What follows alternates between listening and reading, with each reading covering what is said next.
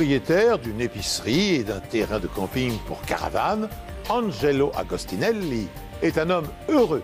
Il vit avec Gina, sa femme, depuis 12 mois. Mais un matin, au réveil, Gina découvre que son mari a disparu. Il y avait une part de vérité dans ce qu'il disait. On pensait que seulement 2 personnes étaient impliquées. Puis une 3e personne est arrivée et maintenant une 4e. Je lui ai expliqué que ce qu'elle venait de me dire mettait sérieusement en doute son histoire. Ça allait trop loin pour lui. Il lui a dit qu'il arrivait à tenir le coup en faisant du yoga. On a retrouvé une importante quantité de sang. Mais les rumeurs continuaient de manière plutôt insistante. À notre grande surprise, l'affaire prenait encore un nouveau tournant. Bonjour, soyez les bienvenus sur ce plateau pour une nouvelle émission inédite des Enquêtes Impossibles. L'histoire au menu d'aujourd'hui est littéralement hallucinante. Elle démarre avec la disparition d'Angelo Agostinelli, un épicier d'une trentaine d'années, et finit par bouleverser toute la communauté de la petite ville de Millicent en Australie méridionale.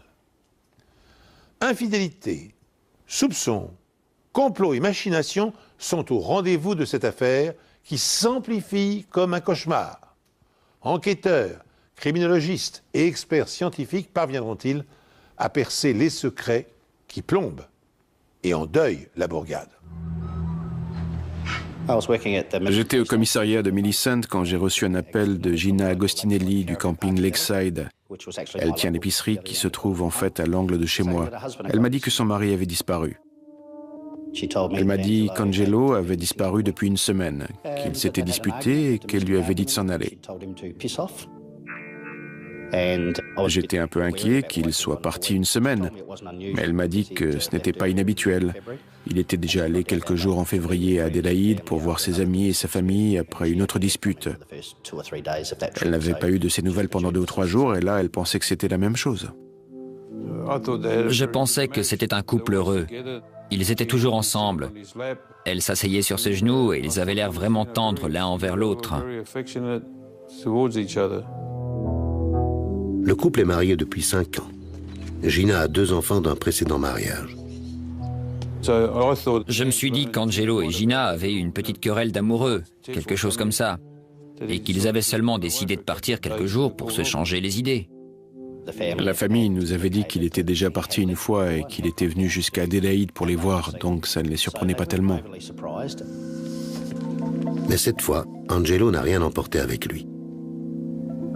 Il a juste pris son téléphone, il a appelé quelqu'un. Gina ne savait pas qui c'était et il a dit « Rejoins-moi ». Puis il est sorti de la caravane.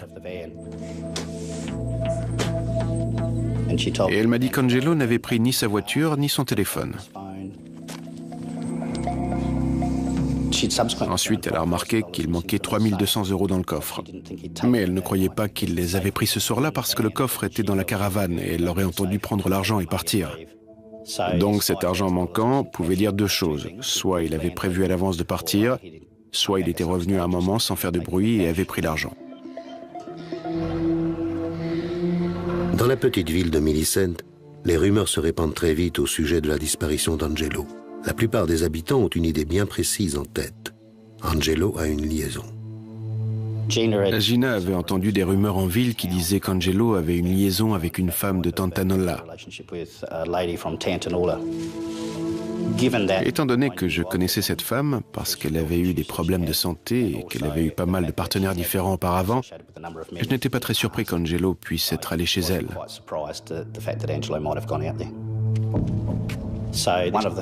L'une des premières choses à faire était d'aller à Tantanola et vérifier si quelqu'un l'avait vu à cette adresse. J'ai frappé à la porte, j'ai regardé autour de la maison, mais il n'y avait personne. J'ai parlé à des voisins qui m'ont dit que la dernière fois qu'ils avaient vu cette femme, c'était la semaine précédente. C'était très intéressant parce que ça correspondait au moment où Angelo avait disparu. J'étais sûr que le mari était seulement parti parce qu'il s'était disputé. Je m'attendais à ce qu'il revienne, ou du moins à ce qu'on le retrouve assez rapidement et que le dossier ne reste pas en suspens, comme la plupart des cas de personnes disparues.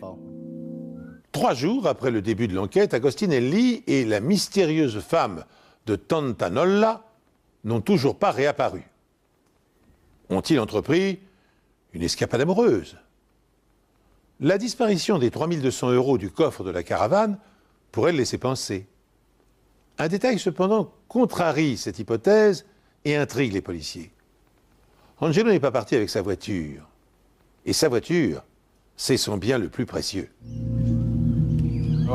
Je pensais qu'il aurait pu aller chez l'autre femme, mais mon frère ne serait jamais allé nulle part sans sa voiture.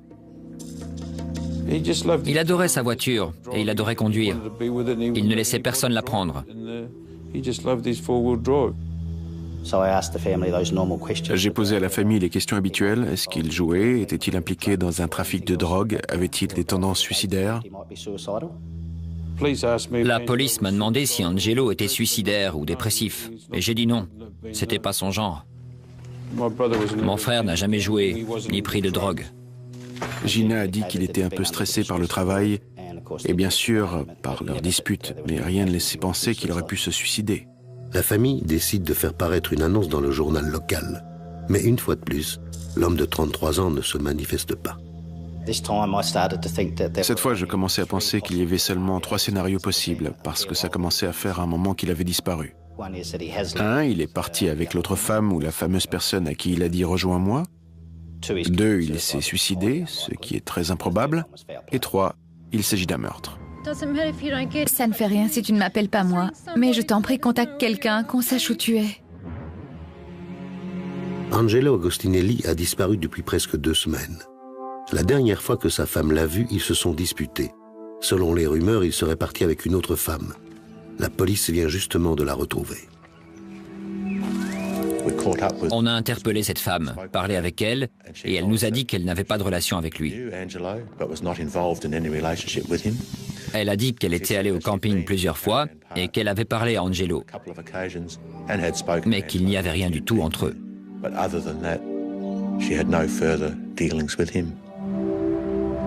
Maintenant, un autre bruit court dans la ville.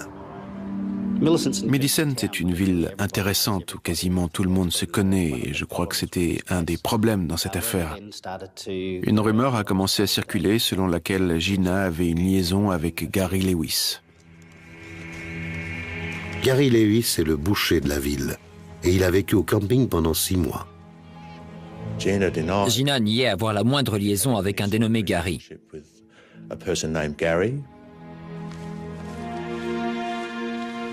Elle disait que sa relation avec Angelo était une relation saine, que c'était un mari aimant et qu'ils avaient des disputes de couple comme tout le monde. Ils se disputaient pour de petites choses qui se passaient dans leur quartier de temps en temps. On devait absolument parler à Gary le plus tôt possible. Il a nié être engagé dans une relation, quelle qu'elle soit. Il s'entendait très bien avec Angelo et Gina. Il jouait même régulièrement aux cartes avec eux. Il se décrivait comme un bon ami. Il se promenait le soir avec Gina de temps en temps, mais rien de plus. Je sentais que Gina et Gary avaient une liaison. Mais j'étais toujours persuadé qu'il y avait de grandes chances pour qu'on retrouve Angelo, parce qu'il avait déjà quitté la maison une fois et qu'il était revenu. Et la rumeur persiste toujours qu'Angelo se trouve avec la femme habitant Tantanolla. On croyait la jeune femme quand elle disait ne pas avoir de liaison avec lui, mais les rumeurs continuaient de manière plutôt insistante. Alors on a laissé des patrouilles pour garder un œil sur sa maison et regarder par les fenêtres pour vérifier qu'Angelo n'était pas là. Dans la ville de Millicent, où tout le monde se connaît, les rumeurs s'amplifient. Angelo s'est-il caché quelque part pour vivre à l'abri une passion amoureuse? Gina entretient-elle une liaison secrète avec Gary Lewis, le boucher, ami du couple? Bientôt, un nouveau commérage commence à circuler. Le jour de la disparition de son mari, Gina s'est sévèrement coupée au bras avec la trancheuse à viande de l'épicerie. On devait découvrir ce qui s'était passé et pourquoi Gina nous l'avait caché. Gina m'a expliqué qu'elle ne s'était pas coupé le bras sur la trancheuse à viande, comme elle l'avait raconté à tout le monde. En fait, elle s'était disputée avec Angelo le soir de sa disparition, et pendant la dispute, elle avait levé le bras vers lui en pointant son doigt. Lui avait pris un couteau sur le plan de travail, bougé son bras vers elle, et c'est en faisant ce geste qu'il l'avait coupé accidentellement. Elle a enveloppé son bras dans une serviette verte, et ensuite, elle est allée à la caravane de Gary pour lui demander de la conduire à l'hôpital pour faire soigner sa blessure.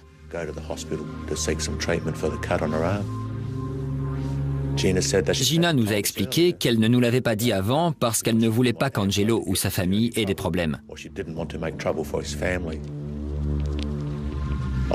Je lui ai dit que ce qu'elle venait de me raconter mettait sérieusement en doute son histoire et qu'elle était d'une manière ou d'une autre impliquée dans la disparition d'Angelo ainsi que Gary.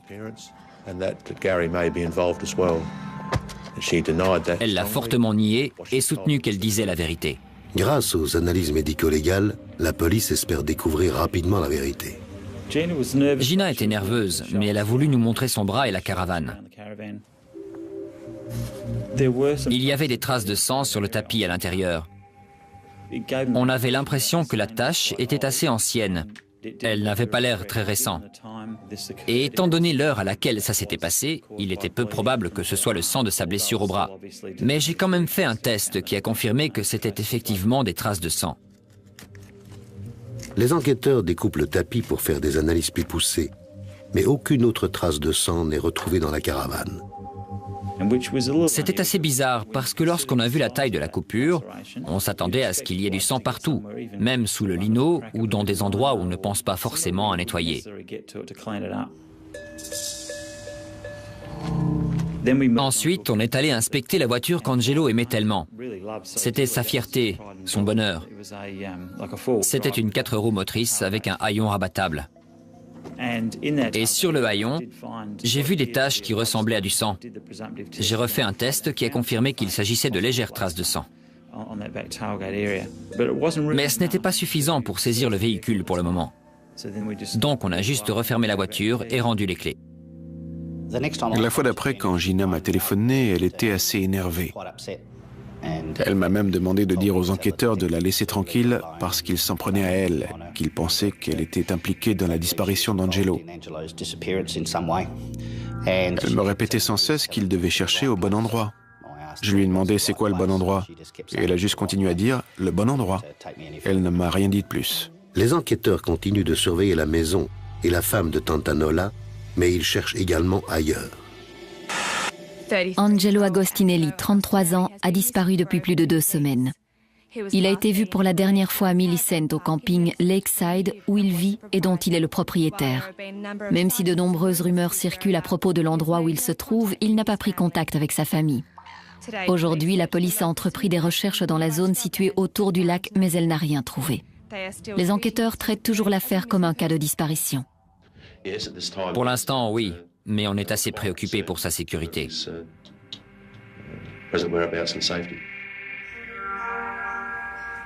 Mais quand la police scientifique retourne examiner plus attentivement la voiture d'Angelo, les enquêteurs pensent tout de suite qu'en réalité, c'est une affaire de meurtre.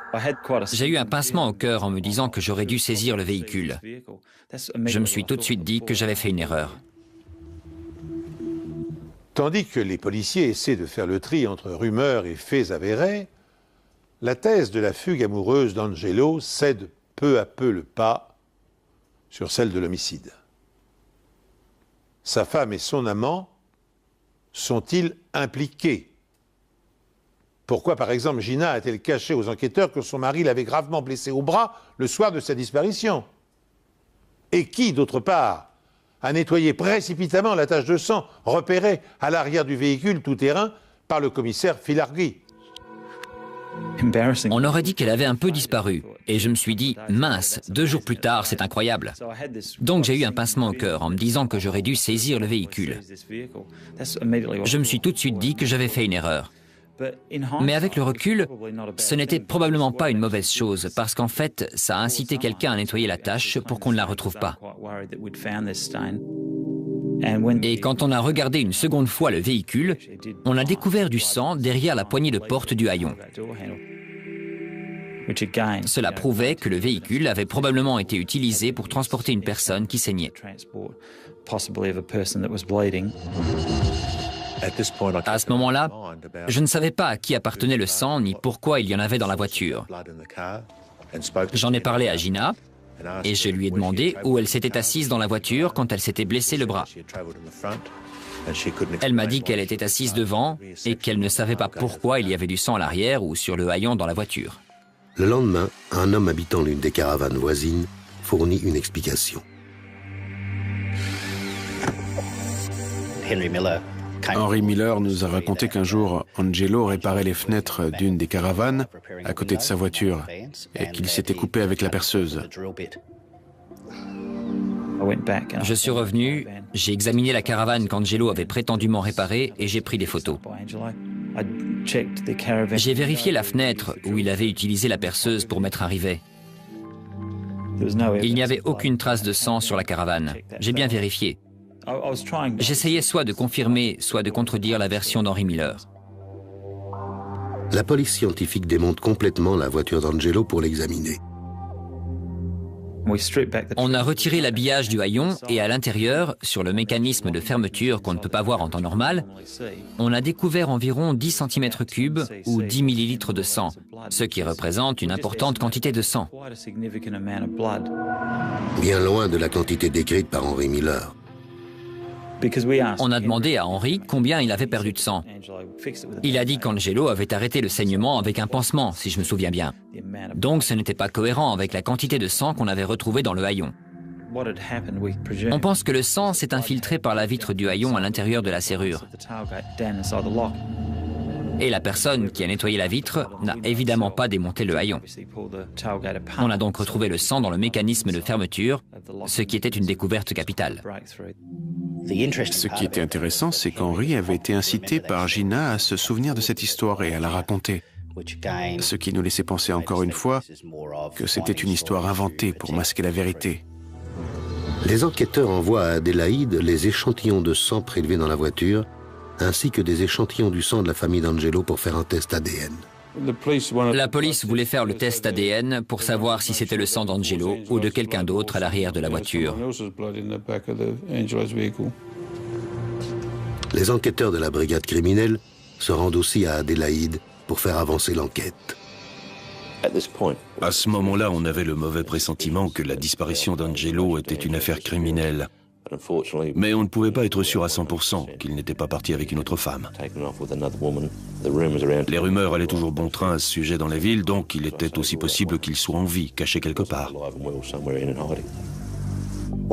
Pour tenter de découvrir si Angelo se cachait quelque part ou si c'était une affaire de meurtre, ses proches ont fait une déclaration devant les médias. Gina, tout d'abord, qu'avez-vous envie de dire à Angelo?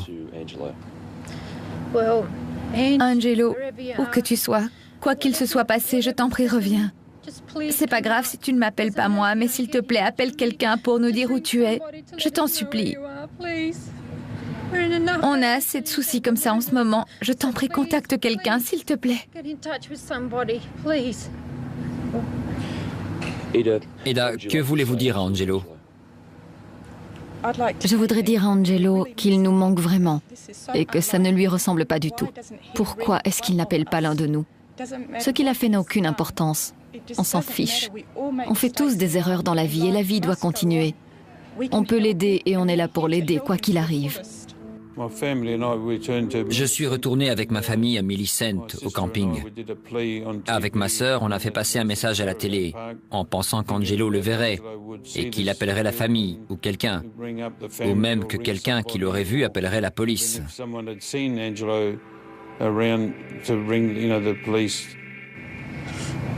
Gina, y avait-il une raison qu'Angelo parte? Non, aucune.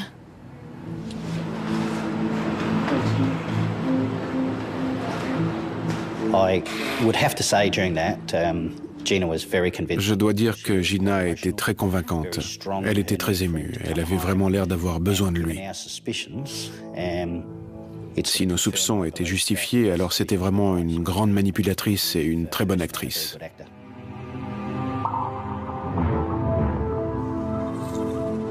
Peu de temps après, Les résultats des tests ADN arrivent. Le sang retrouvé dans la voiture est effectivement celui d'Angelo Agostinelli. Bien que l'appel télévisé de Gina soit pathétique, les policiers ne sont pas convaincus de sa sincérité. C'est pourquoi ils décident de mettre sur écoute sa ligne téléphonique ainsi que celle de Gary. Ils espèrent que si le couple a comploté pour tuer Angelo et faire disparaître son corps, il échangera des informations compromettantes. Mais les conversations qu'ils enregistrent sont d'une nature totalement imprévue.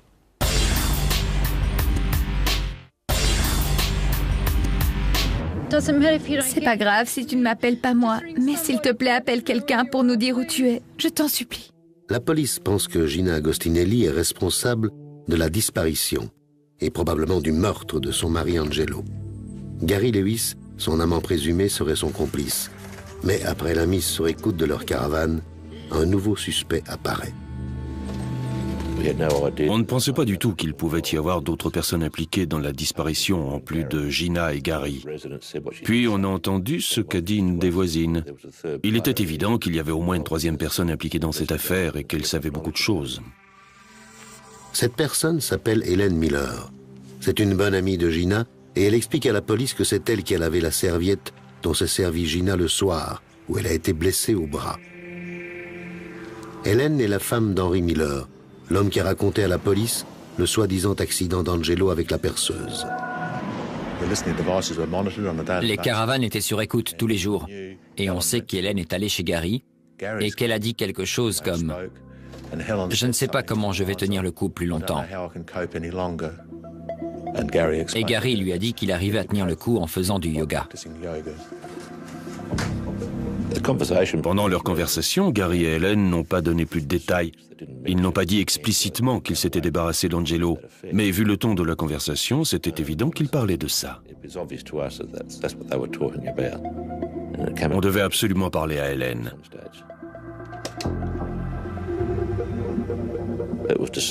Ils étaient en train de parler, donc on a décidé de laisser les appareils d'écoute plus longtemps pour en entendre un peu plus. On aurait pu en apprendre davantage, comme l'endroit où Angelo était enterré, si tel était le cas.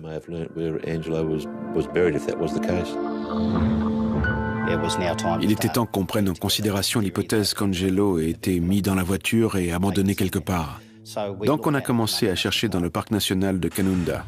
Les enquêteurs n'ont retrouvé aucune trace d'Angelo Agostinelli malgré des recherches approfondies dans les zones broussailleuses de Millicent, au sud-est du pays. Il aurait quitté le camping Lakeside après une dispute. Vous avez des pistes ? Je peux confirmer que la nuit de la disparition d'Angelo Agostinelli, après leur dispute, sa femme a été soignée à l'hôpital de Millicent pour une entaille au poignet. Et aussi qu'il y avait du sang dans la voiture d'Angelo.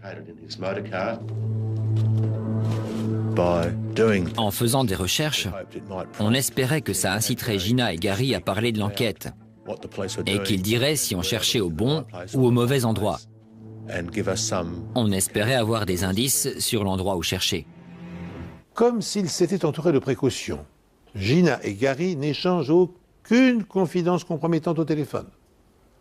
Par contre, la réflexion d'Helen Miller disant mal supporter la situation intrigue suffisamment les policiers pour qu'ils décident de l'interroger. Madame Miller, si vous voulez bien, on va commencer. Dites-nous simplement ce que vous savez, s'il vous plaît. Gary est venu me voir jeudi dans la nuit, à 1h30 environ.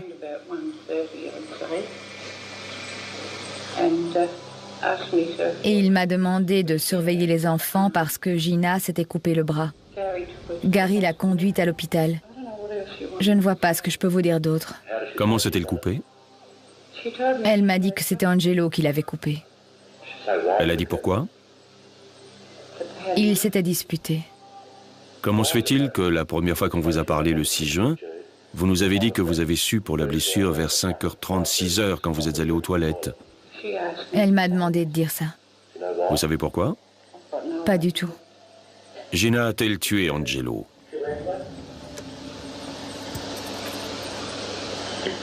Pas que je sache. Vous êtes sûr? Oui, je suis sûre. Parce que vous semblez avoir des doutes?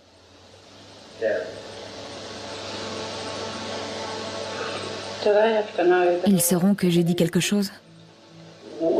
Tout ce qu'on veut savoir, c'est ce qu'il s'est passé, d'accord? Je sais, mais je ne veux pas qu'ils sachent que j'ai dit quelque chose. L'affaire est très sérieuse et je crois que vous en savez plus que vous ne voulez bien le dire. Je ne sais pas quoi dire. Tout ce qu'on veut savoir, c'est ce que vous savez. Angelo est mort. Comment vous le savez? Gary lui a tiré dessus.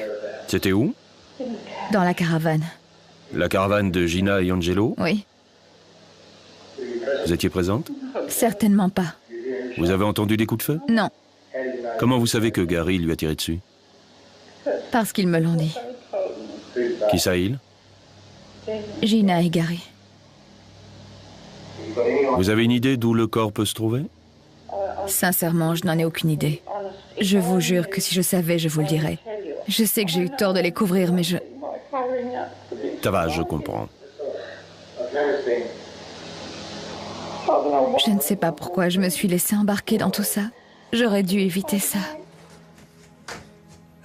Après avoir obtenu ces informations, on a arrêté Gina et Gary et on les a inculpés de meurtre.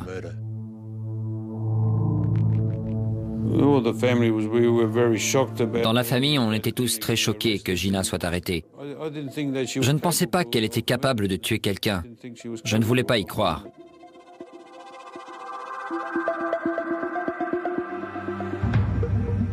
On se disait que si Gina n'était pas heureuse avec mon frère, elle n'avait qu'à le quitter. Pourquoi le tuer? Je ne comprends pas. Cet après-midi, Gina Agostinelli et Gary Lewis sont comparus au tribunal devant le juge Brown. Pour s'opposer à la liberté sous caution, l'assistant du procureur Graham Smith a expliqué que la police craignait que Gary Lewis ne s'en prenne à leur témoin le plus important, une femme. Il a ajouté que l'accusé pourrait toucher le corps de M. Agostinelli qui n'a pas encore été retrouvé. Depuis l'annonce du meurtre, les recherches se sont intensifiées. Les enquêteurs ainsi que de nombreux agents de police de la ville ont passé au peigne fin la décharge de Millicent. La décharge de Millicent rejoint le parc national et les bouchers ont une clé de cette décharge. Ils peuvent y accéder n'importe quand et avoir accès à la fosse. Gary est boucher. Il a accès à cette zone et il la connaît. Il était donc possible qu'Angelo ait été abandonné dans la décharge ou dans la fosse à déchets, mais nos recherches n'ont pas été fructueuses. On a décidé d'interroger à nouveau Helen Miller pour voir ce qu'elle savait d'autre, ou si elle nous cachait des choses. On a appris que Gary n'avait pas tué Angelo avec une arme à feu, mais qu'il l'avait poignardé. C'est au moment où Gary poignardait Angelo que Gina s'est pris un coup de couteau au poignet. L'affaire est sur le point d'être bouclée. Gina Agostinelli et Gary Lewis sont accusés de meurtre et maintenus en détention. Mais reste aux policiers à déterminer la part de responsabilité qui incombe à chacun. Pour cela, ils doivent savoir où le cadavre d'Angelo a été déposé pour pouvoir procéder à une autopsie, tout simplement. Dans un premier temps, Gina accepte de collaborer. Puis, elle se rétracte. Fort heureusement, Gary Lewis accepte d'indiquer l'emplacement exact où gît le corps.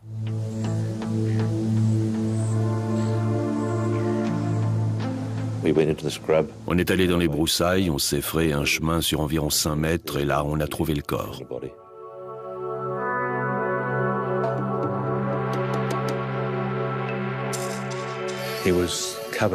Il était recouvert de brindilles et de branches, mais il était toujours visible.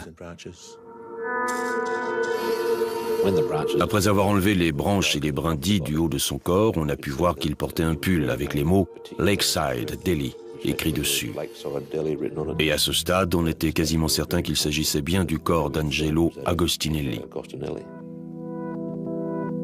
Alors que le corps d'Angelo est transporté à la morgue, la police commence à interroger Gary Lewis.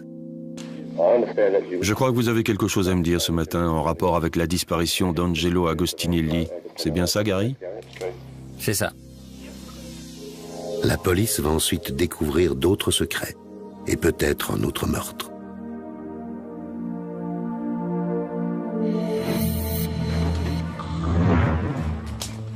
Le corps de la victime a été découvert à 10 mètres du sentier dans le parc national de Canunda, près de Millicent, à 11 heures.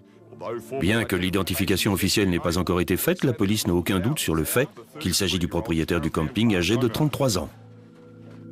Alors que les enquêteurs attendent les résultats de l'autopsie, Gary Lewis se livre totalement et explique à la police qu'il a été manipulé pour commettre ce meurtre. Je suis allé à l'épicerie un soir et il y avait une longue file d'attente. Il engueulait Gina. Il avait souvent des sautes d'humeur. Il se plaignait tout le temps pour des tas de choses. Il s'en prenait toujours aux enfants. C'est à ce moment-là qu'on est devenu très proche avec Gina. Tout ce que je sais, c'est que je voulais seulement aider Gina. Il expliquait qu'il s'était rapproché peu à peu de Gina et qu'elle répétait sans cesse qu'elle voulait qu'Angelo meure. Ce qui est arrivé la nuit où Gina l'a fait venir dans sa caravane. De quoi avez-vous parlé avec Gina, vous vous souvenez? Elle voulait que je le tue ce soir-là. Vous êtes allé dans la caravane? Oui. Dites-moi ce que vous avez vu à l'intérieur. Angelo était allongé sur le lit. Elle est allée dehors. Je suis resté dans la chambre. Je ne savais pas quoi faire. Ensuite, elle est revenue dans la caravane. Je me suis excusé et elle est retournée dehors encore une fois. J'étais pris au piège. Il s'est réveillé et Gina est arrivée juste à ce moment-là. Il a essayé de se lever du lit. Il est tombé et il s'est cogné la tête sur le bord de la table de nuit. Ensuite, Gary nous a dit qu'ils avaient emmené Angelo dehors, qu'ils l'avaient mis à l'arrière de la voiture et qu'ils avaient roulé vers l'hôpital pour le soigner. Et pendant le trajet, Gina insistait pour qu'ils finissent le travail. Et que disait Gina? Elle me criait dessus. Pourquoi? Pour que je le fasse. Elle voulait que je le tue pour elle et pour les enfants. Elle me harcelait. Même quand on s'est arrêté et qu'on l'a sorti de la voiture. Vous vous rappelez où c'était? Non, sur le bord de la route. Il voulait sortir pour vomir. D'accord. Et ensuite, dites-moi ce qui s'est passé. Gina a commencé à me crier dessus pour que je le fasse. Elle insistait. Je ne sais pas ce qui s'est passé. J'ai juste tendu la main avec un couteau et j'ai senti un craquement.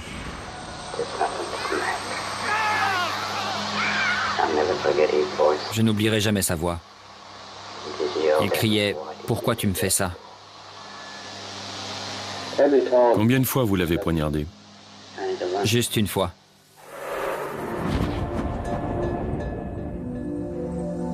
Il pense que c'est à ce moment-là qu'il a également coupé le bras de Gina. Gary raconte ensuite à la police qu'il a mis Angelo dans le coffre de la voiture et qu'il l'a transporté dans un endroit où il a ensuite traîné le corps dans les broussailles.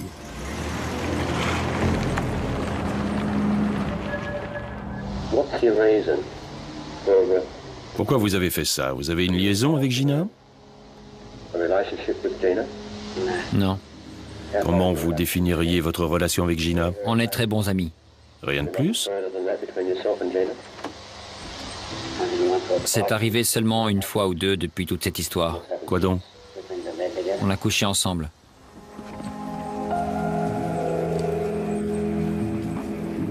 Les résultats de l'autopsie pratiquée sur le corps d'Angelo révèlent que, contrairement à ce qu'a prétendu Gary Lewis, la victime a été lardée de coups de couteau et non pas frappée à une seule reprise.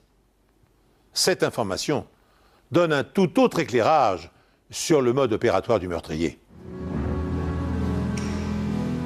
D'après l'autopsie, 3 côtes ont été entaillées du côté gauche, ainsi qu'une partie du ventricule gauche du cœur. Ce qui est important, c'est que toutes les blessures étaient du côté gauche de la poitrine. Et elles correspondaient à l'emplacement des marques de coups de couteau dans le t-shirt.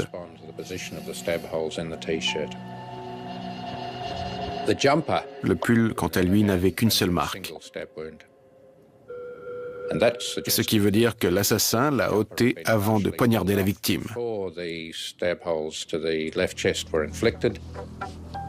Il est possible qu'il ait donné un ou plusieurs coups après la mort, peut-être après avoir déplacé le corps.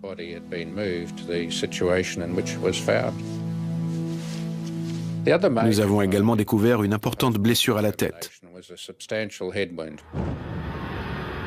La blessure est tellement profonde que ça ne peut pas être dû au fait qu'Angelo se soit cogné la tête sur la table de nuit. L'assassin s'est servi d'une arme. Pour avoir fait des dégâts comme ça, c'était certainement un marteau, mais un peu plus gros, comme une masse. En ce qui concerne le déroulement des événements cette nuit-là et le moment où la victime a reçu les coups de couteau, on peut seulement faire des spéculations. Je pense que Gary essayait de minimiser son rôle le plus possible dans cette affaire. Il y avait une part de vérité dans ce qu'il disait, mais à chaque fois, il essayait de diminuer sa part de responsabilité. En effet, Gary raconte aux enquêteurs que Gina essaye de tuer Angelo depuis des mois et que la femme qui les a dénoncés, Helen Miller, fait également partie du complot. Helen Miller écrasait des comprimés parce qu'elle faisait souvent manger pour eux. Et elle mettait la poudre dans des gâteaux ou dans d'autres plats qu'elle préparait pour Angelo. Qui vous a dit ça? C'est elle. Vous dites qu'il y avait une sorte de complot entre Helen et Gina pour empoisonner Angelo?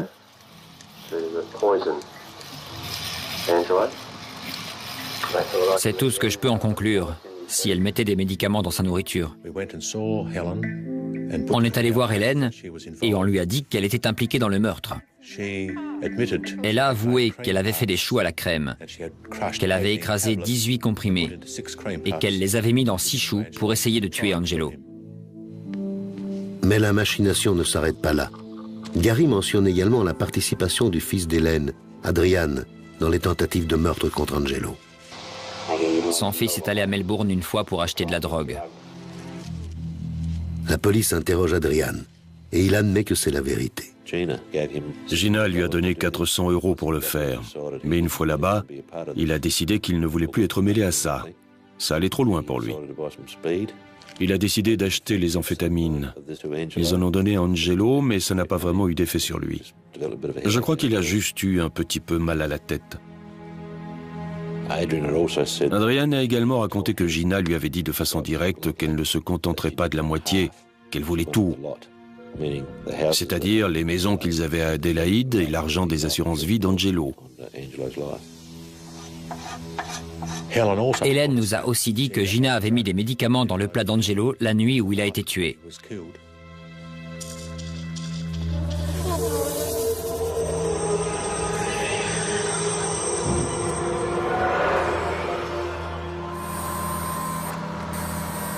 La police scientifique procède à une analyse toxicologique du corps de la victime. Les analyses ont révélé un faible taux d'un médicament appelé diazépam. Le diazépam est vendu sous différents noms, le plus connu étant le Valium.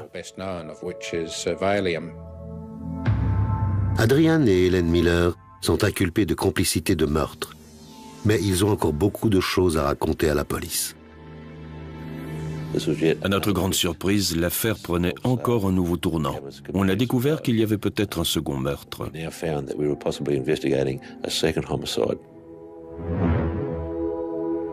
Lorsqu'Angelo Agostinelli disparaît, la police ne se doute absolument pas que 4 personnes sont impliquées dans son meurtre.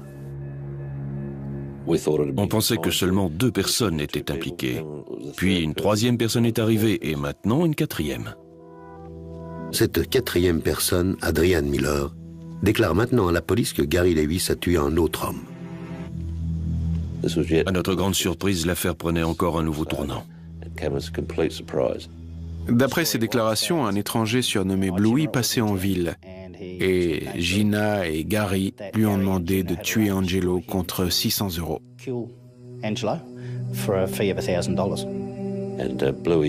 Bluey a apparemment demandé plus d'argent. Le ton est monté entre lui et Gary l'a tué. Bluey aurait été tué dans la maison où Gary vivait avant d'habiter au camping. Adrian a dit à la police qu'il était allé dans la maison et qu'il avait vu une grosse tache sur le tapis. Donc, quand les enquêteurs se sont rendus sur les lieux, ils ont pu le confirmer. Mais la tache avait été nettoyée avec des produits chimiques, donc les traces de sang étaient assez difficiles à trouver. Ils ont aussi trouvé un matelas d'eau déchiré. Adrian a dit que Gary avait tué Bluey et l'avait mis dans un matelas déchiré, qu'il l'avait sorti et enterré tout près de l'endroit où Angelo avait été retrouvé. On a inspecté le matelas, on a fait des tests et il y avait très peu de sang. Le sang n'appartenait à aucune des personnes impliquées dans l'affaire. Alors, à qui appartenait-il? On a également retrouvé un morceau de papier dans la maison avec les mots « Gina, 600 €. Ce qui renforçait notre idée que Bluey existait bel et bien. Je suis allé revoir Gary en prison et je lui ai parlé de Bluey. Bluey n'existe pas. Je l'ai inventé. Quand Hélène et Adrian se sont mis d'accord pour se débarrasser d'Angelo, j'ai senti la pression commencer à monter. La seule chose que j'ai trouvée, c'était d'inventer Bluey. Vous leur avez dit autre chose sur ce que vous avez fait du corps? Oui, je leur ai dit que j'avais abandonné le corps sous le pont. Et vous avez mis le corps sous ce pont? Non. Bluey n'existe pas. Il existe seulement là. Dans votre tête. C'est ça, dans ma tête. Pourtant, la police pense que Bluey existe bel et bien. Les habitants de Millicent ont parlé d'un étranger qu'ils avaient remarqué en ville. La police fait des recherches sous le pont où son corps est peut-être enterré.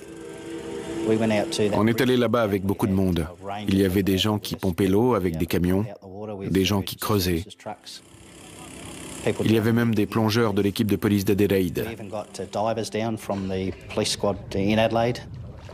Ils ont dû plonger dans 1 mètre d'eau trouble et noire et se frayer un chemin le long des canalisations. Mais malgré des recherches approfondies, nous n'avons rien trouvé. Vous êtes sûr qu'il y a un corps? On en est absolument convaincus. Et en quoi est-ce lié à l'affaire Agostinelli? Comme je l'ai dit, ce n'est pas un lien direct avec la mort d'Angelo, mais il y a tout de même un rapport. Vous êtes déçu de ne pas avoir trouvé le corps hier? Oui, on est très déçus. Parce que toutes les informations qu'on a eues jusque-là se sont avérées exactes. Mais apparemment, ce n'est pas le cas pour celle-là. Pour quelle raison, selon vous, le corps ne se trouve pas à cet endroit? Quand le corps a été déposé là, le fond du canal était sec. Mais depuis, l'eau a monté de plusieurs mètres, donc le corps a pu être déplacé. Malgré les recherches, la police ne retrouve pas de corps. Mais elle trouve un objet intéressant. On a trouvé une grande masse sous le pont, qui était très probablement l'arme qui avait servi à frapper Angelo la nuit où il a été tué. Mais ça n'a jamais été prouvé. 9 mois après la disparition d'Angelo Agostinelli, sa femme et Gary Lewis passent en jugement pour meurtre. Mais le procès est brusquement interrompu. À la 2e semaine de procès, ils ont voulu passer de non coupable à coupable. Et je pense que c'était principalement à cause des preuves accablantes qu'on avait accumulées contre eux. Et aussi à cause des preuves fournies par Hélène et Adrian Miller. Gina Agostinelli et Gary Lewis ont été condamnés conjointement à une peine d'emprisonnement à perpétuité sans possibilité de liberté conditionnelle pendant 20 ans. Après avoir fait appel du jugement, leur période de détention a été réduite. Ils pourraient être mis en liberté conditionnelle en 2011. Comme Hélène et Adrian Miller ont accepté de fournir des preuves, leurs peines ont été réduites. Hélène a été inculpée d'entrave à la justice et de tentative d'empoisonnement. Elle a été condamnée à 4 ans de prison et elle a fait 1 an avant d'être mise en liberté conditionnelle. Adrian a été condamné avec sursis. Juste avant le début du procès, la jeune femme de Tantanoola a été retrouvée pendue chez elle. Les enquêteurs ont conclu à un suicide. Le corps de Bluey n'a toujours pas été retrouvé. D'autres informations concernant cette extravagante affaire ont été glanées au fil des interrogatoires des condamnés. Ainsi, les policiers ont-ils appris qu'Hélène Miller avait essayé d'empoisonner son voisin à 3 reprises. 2 fois avec les médicaments que s'était procuré son fils à Melbourne, la 3e avec des produits destinés aux animaux fournis par Lewis. Les policiers ont également eu connaissance d'une première tentative d'assassinat. En février 1994, Gary Lewis avait entraîné Angelo sur le bord d'une falaise où il l'avait roué de coups avec l'intention de le précipiter dans le vide. Miraculeusement épargné, Agostinelli était allé se réfugier quelques jours dans sa famille à Adélaïde. Et puis, il avait inexplicablement repris sa vie conjugale avec Gina. Le cas du mystérieux Bluey est plus troublant encore. S'agit-il d'un personnage inventé comme le prétend Gary Lewis? Ou est-il la victime d'un second meurtre qui n'aurait jamais été élucidé? Le témoignage des habitants de Millicent signalant la présence d'un étranger en ville, les traces de sang découvertes sur le matelas et le billet sur lequel était écrit 1 000 $ de la main de Gina tendent à prouver que cet homme a bel et bien existé. Dans ce cas, les comploteurs l'auraient éliminé sans autre forme de procès. Ainsi se termine cet étrange épisode. Merci pour votre fidélité. J'aurai le plaisir de vous retrouver sur cette antenne pour une prochaine enquête impossible.